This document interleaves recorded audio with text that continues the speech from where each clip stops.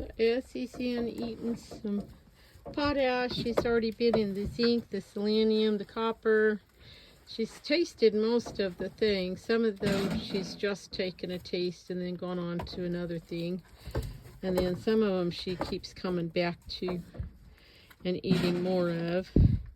And the kids the same way. Are you having an issue getting up there, honey? Yeah, you're a little bit shorter than your sisters, aren't you? I think you can do it, though. Just hop on up there. There you go. Whoops. Do you need a booster seat? Out for the zinc, huh? Okay.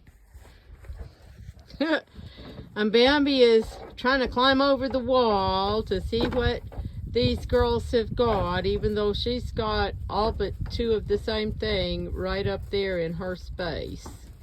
But I will go check and see if she's out of anything. Hi, babies.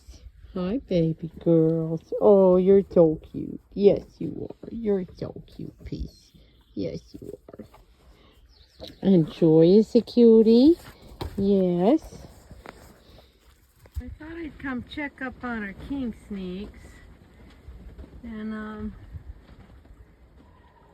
it looks like we might have two. Maybe one is down in a hole. I'm not sure, but I see two tails. So, yeah. How fun is that? I think we're making baby snakes is what we're doing. That's what I think is happening there. Gotta love my king snakes because they keep the rattlesnakes away. I had lots of king snakes last summer and not a single rattlesnake. I was so happy. So I'm pulling out these bolting Swiss chard, and you see that clump of really gnarly looking roots right there. That is root knot nematode damage. So I'm glad I'm pulling these guys out. This bunch of stuff will go to the chickens, though I might cut those roots off and throw them in the trash. I think I discovered how the mineral feeders got dumped over. Huh. Yeah, I think I see now. Oh, are we hiding in the corner? You're too funny. Peace, what are you doing up there? You're not supposed to stand on it like that. Well, folks, I was sitting at the desk taking 5. It's almost dark. It's a little darker than what shows up on the camera.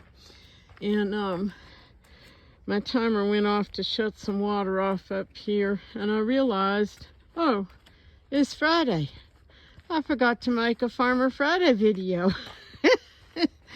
So I suppose we'll see if we can cob something together. I took apart an old hay feeder that didn't work out of Bambi's pen today, so that I have more space to put up the rest of their mineral feeders. I still got some pretty red canna lilies in pots. And yes, the flies are horrible. There is some cool stuff over here though. So those are oriental poppies or breadseed poppies. See if you can see them. Those are bachelor buttons, but that tall one up there, which is probably 5 or 5.5 feet tall, is a larkspur, which is very cool. There's a couple of shorter ones in here too. What are you barking at? Huh? What are you barking at over there? I don't see nothing. Of course, I never do. And it could be anything. It could be one of my cats, it could be a stray cat, it could be a coyote, a deer, pretty much anything in the world. I still have lots of tomato plants over here in this extra space I had. Bentley is losing the roof of his house, but he has been helping it. The wind started it, and I think he's trying to finish it. Got some Swiss chard in pots. I'll probably start picking those next week. This is the little 9 raised beds here. And I pulled out the salad turnips and put in some tomatoes and calendula. This bed still has a few beets and green onions in it. This bed has some beets and red Mizuna mustard in it. There's some more tomato plants. I picked spinach today, which is why this looks kind of crummy, but I picked it pretty clean.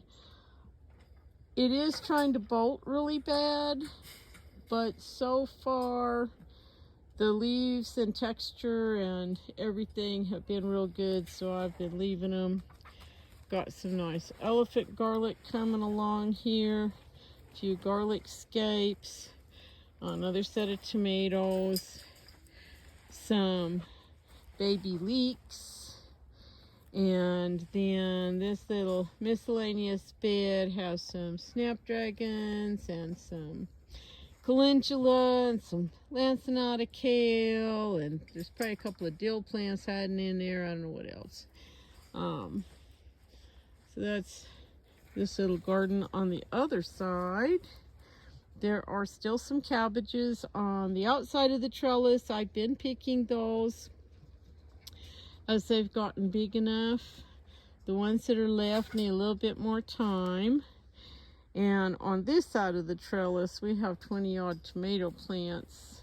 I think I planted all pretty much Better Boys in here. That is a hybrid. However, it is resistant to root knot nematodes, and I'm still having problems with them in here in this garden.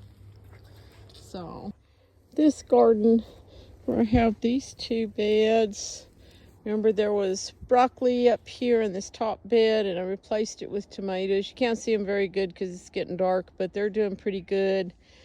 There are still about 5 red cabbages in here. They're kind of trying to make heads, so I'm just going to let them go and see what they do.